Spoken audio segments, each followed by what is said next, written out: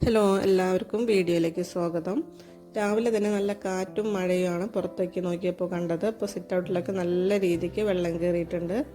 മോൾക്ക് ട്യൂഷനുള്ളത് കൊണ്ട് കുറച്ച് നേരത്തെ എണീക്കണം. അപ്പോൾ ക്ലാസ് തുടങ്ങുന്നതിന് മുമ്പ് തന്നെ ഞാൻ അവൾക്കൊരു കട്ടൻ ഇട്ട് കൊടുത്തു. 6 മണിയാകുമ്പോൾ അവൾക്ക് എക്സാം തുടങ്ങും.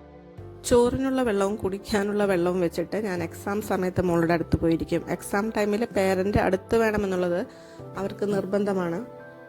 മോളുടെ എക്സാം എല്ലാം കഴിഞ്ഞ് അടുക്കളയിൽ ചെല്ലുമ്പോൾ അരി തിളച്ചിട്ടുണ്ടാവും. ഒപ്പം തന്നെ നമ്മൾ കുടിക്കാൻ വെച്ച വെള്ളവും തിളച്ച് ദാശമിനിയൊക്കെ ഇട്ട് അതും ഇറക്കി വയ്ക്കും.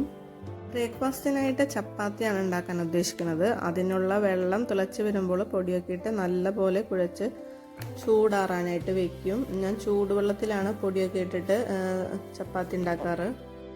ചപ്പാത്തി മാവിൻ്റെ ചൂടാറാൻ എടുക്കുന്ന സമയം കൊണ്ട് നമുക്ക് സ്കൂളിലേക്ക് കൊണ്ടുപോകാനായിട്ട് പയറ് വെള്ളത്തിലിട്ട് വെച്ചിട്ടുണ്ട്.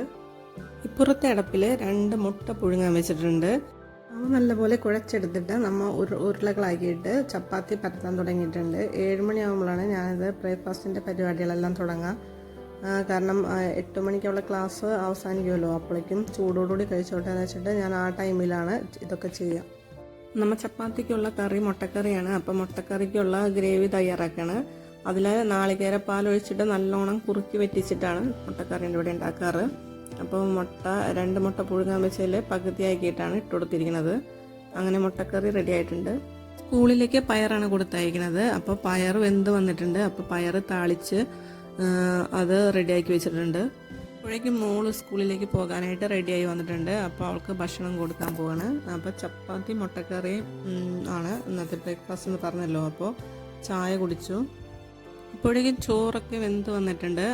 ചോറ് നമ്മൾ വാർക്കാൻ വെച്ചിരിക്കുകയാണ്. ചോറ് ഊറ്റിയതിന് ശേഷം നമ്മളത് ലഞ്ച് ബോക്സിലേക്ക് ആക്കി അടച്ചു വെച്ച് അവൾക്ക് കൊണ്ടുപോകാനായിട്ട് റെഡിയാക്കി വെച്ചിരിക്കുകയാണ്.